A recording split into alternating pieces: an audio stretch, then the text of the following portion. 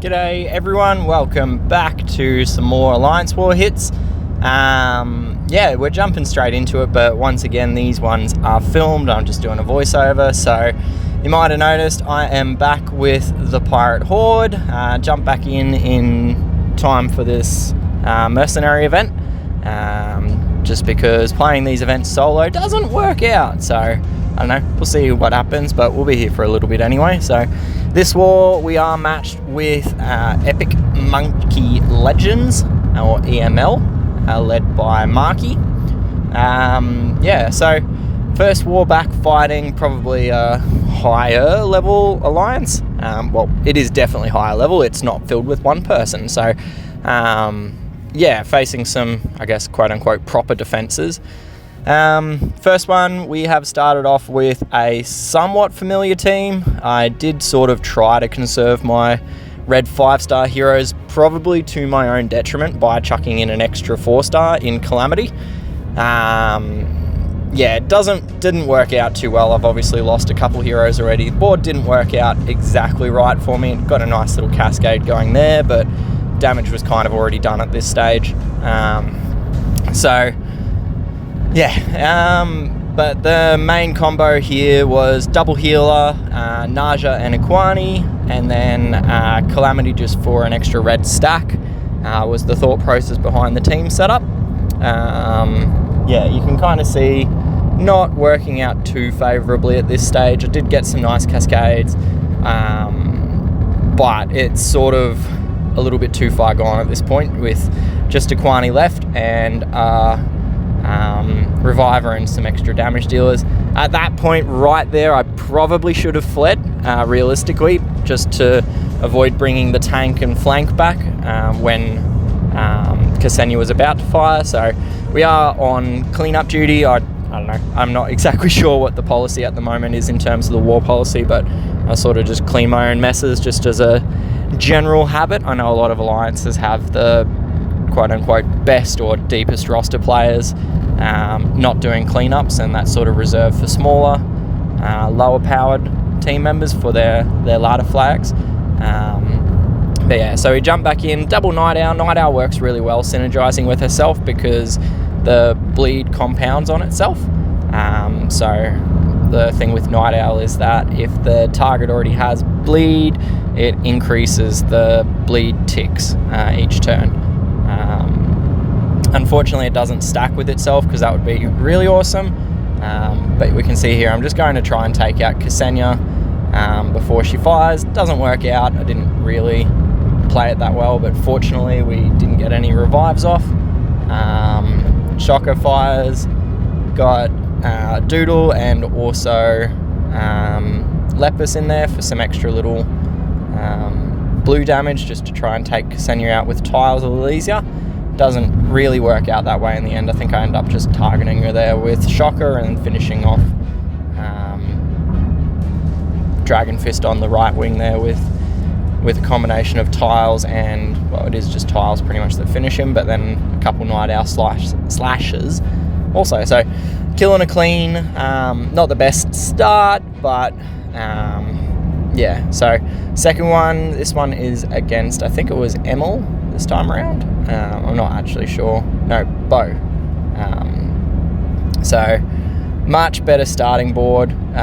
Good match 4 red off the bat, and then some yellow tiles cascading in and a couple more reds.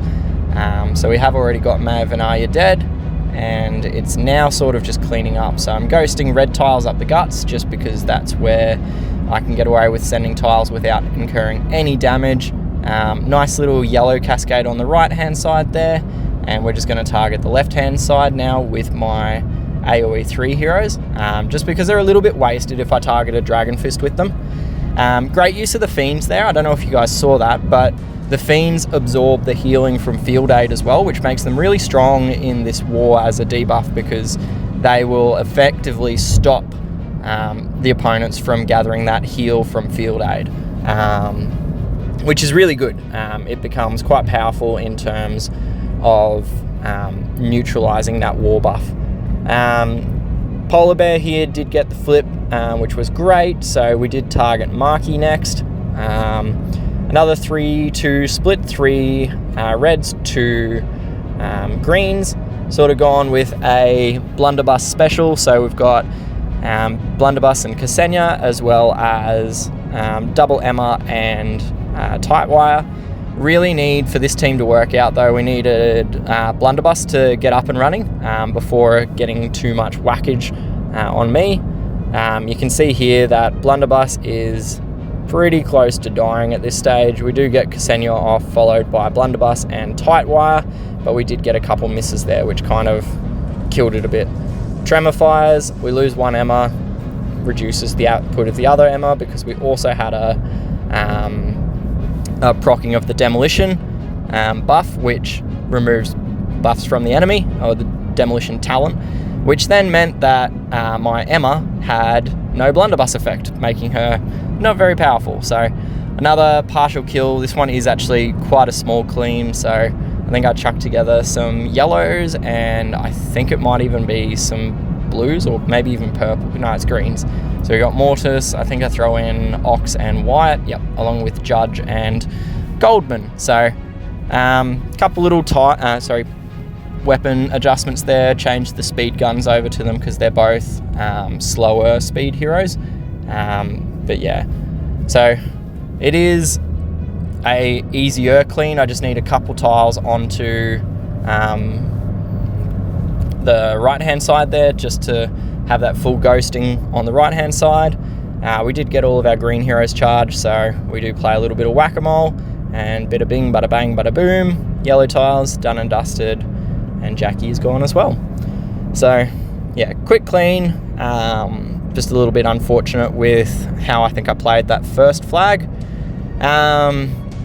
Another hit, this time on Beau again. It wasn't actually intended that way. It was kind of just, next one up from the boss. So just happened to work out this way. So another 3-2 setup, 3 reds, 2 purples. So with the 2 cleans, I didn't actually need to ration my red heroes at all. I think I've got 15 or 16 maxed 5-star red heroes. So to do 3 stacks, I need 18 across my war flags, hence trying to chuck in Calamity. Didn't need to do it, as it turns out, because the cleans, I didn't even use the red heroes at all. So yeah, that was a little bit of a mistake by me. So we have got this one a little bit better off in terms of the tiles. Ksenia followed by Rudolph, followed by Barbed Wire. Kind of does a fair bit of damage on the heroes that are affected by that debuff. Going to try and take out right hand side here before Doodle fired. Didn't work out. I think Unicorn there survived on like 2 HP or something. Unfortunately, Doodle's buff, which prevents getting, or that reflects the ailments, is undispellable. So I'm sort of just firing my heroes just for the damage at this stage, without being able to get the benefit out of the debuff. So Unicorn is gone here. Thinking a little bit, just because there's not really any great matches. So we do end up making some tiles up the middle, which unfortunately did cascade a bit, which charged Doodle once again. Heals everyone up, so again, firing just for the direct damage component of all of their special skills.